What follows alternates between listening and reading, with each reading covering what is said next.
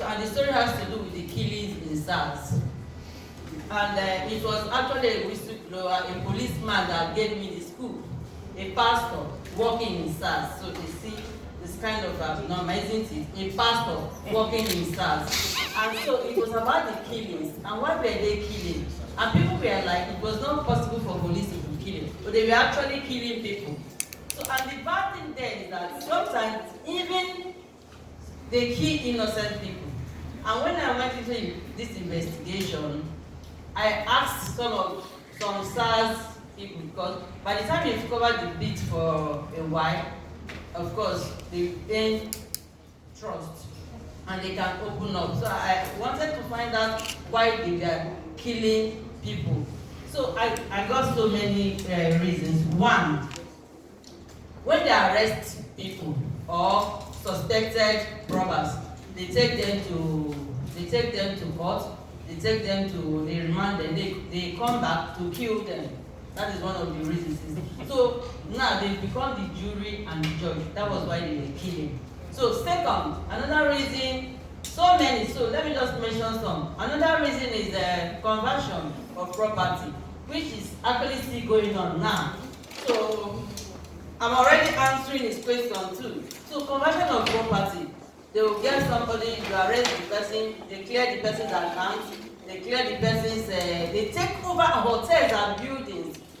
And then, funny enough, even perfumes. That was one of the people I interviewed. I went to Port Harcourt to interview the woman.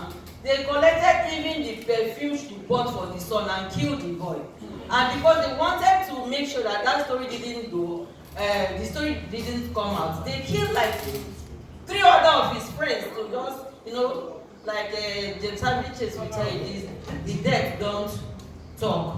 So minor things like that. So when that story came out, it was like boom, it was a boom. And like I said, it took me 2 years to do it. And I went to different states just to show that it's not just Lagos State that such killing for conversion of property was. It was just not in Lagos State. It's police all over. So now that brings me down to the NSAS itself. When they started NSAS, I told them that they were just, people were not serious. Nobody was serious, even the slogan itself, because then people were interviewing, and I told them the truth. NSAS is not the issue. NSAS is not the problem of policing. It's not.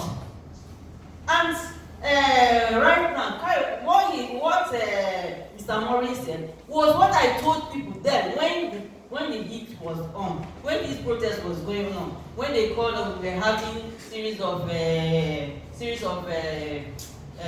interviews. I told them, SARS is a unit. It's just an office. The people that are the problem are the human beings there. And people were just like insulting me, like I didn't know what I was doing. I've covered this bit for years, so I know what is happening there. If you want to create a change, you don't have to change the unit and say NSAS. What did they do? They just moved the people there and just collapsed SARS and just moved them to another unit. Are we not still having issues of people being marched to point of POS units to collect money from them? We still have it. Just last week or last week, some policemen stopped a guy, an undergraduate, asked for his phone, which they know was wrong, and the boy said, no, you can't have my phone, you can't browse through it. And they started shooting. Of course, he was scared. He gave them his card and his phone. They collected, even removed money from his account. 2 weeks ago, I was in an event, the event I told you about. A human rights event just like this, but that one was on human trafficking because my passion is actually human trafficking. I was there, somebody called me that his son was stopped by policemen at Bissam, and they were like young guys, they were into forest. Police people removed over 90 million from their accounts. So it has not really stopped. So if we really want this to stop, stop. We are still back to when the whole EndSARS started. It's the police that is our issue, not the unit. I don't know if you are getting my. So the Nigerian police, let me correct it, the Nigerian police force. No, most times we refer to the police as Nigerian police force. And most times as we relate to them, they correct you that it's Nigerian police force. So they are not working, it's more of, they are not really working for you. So they have to turn or change that to Nigerian. It has been a wonderful experience being in the reform sector for a while. And I believe that change is a continuous thing. It's not something that we'll just achieve in one day. But there have been a lot of improvements. A lot of things have happened after EndSARS. I'll mention some which it's very, very important in the area of police reforms. Let us not forget that before 2020, we had what the Nigerian police was using was a colonial act of 1943. It was after EndSARS that the police act was signed, or 2020 that was signed into law. So that was a very big achievement in the sector. That is one. Secondly, Nigerian Police Trust Fund, the bill was signed in 2019, but there was no implementation and there was no formation on board for the Nigerian Police Trust Fund. And the Nigerian Police Trust Fund, that particular fund was made for training and retraining of police officers. It was also supposed to provide for the refurbishment of police training institutes. That is like the police barracks, the police stations, the training colleges. That money was also supposed to be used for that.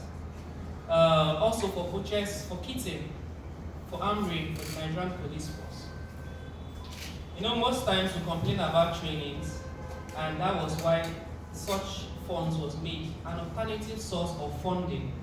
Since already we knew that the budgetary allocation was not too much or was not adequate to address the concerns or enable them to carry out their mandate, CSOs and other stakeholders advocated for an alternative source of funding, which was the Nigerian Police Trust Fund. But it so happened that after being signed into law, there was no board to carry out their mandate. So it was after EndSARS that the board was constituted. And the monies that's supposed to be accrued to this police trust fund, about 0.5% of the Nigerian whole budget is supposed to be accrued to that particular account. The state governments, the local governments, they are supposed to also contribute to that account.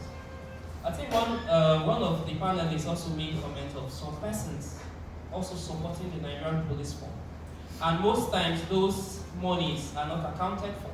These monies are supposed to be paid into that account, not like it has been before. So that when the money is being paid here, it can be accounted for. And these monies yearly accrue in billions. And most times nothing is being done. But for the, let's say the first one is the formation of board to activate it. Also, we had a public hearing on reviewing the Police Service Commission. Before now, we have 7 commissioners from different sectors, of which the civil society are also being represented. But we're looking at having up to 12, where even the youth will have a representative, since they were also one of those that were, or those persons that have been constantly being affected by police brutality. It's still in view. We sat on it, that was in 2021 after EndSARS, but that is not yet in place. Also during the same public hearing in Abuja, we also had built to establish police training institute, which currently we have, and they have already started trainings of senior police officers. Maybe before now, you hardly hear trainings for senior police officers, but currently they have been yearly or occasionally. We have trainings. There's police training institute currently in Abuja that trains senior officers, which was not there. We also had, I think 2022, October, we had 20% increment of police salary,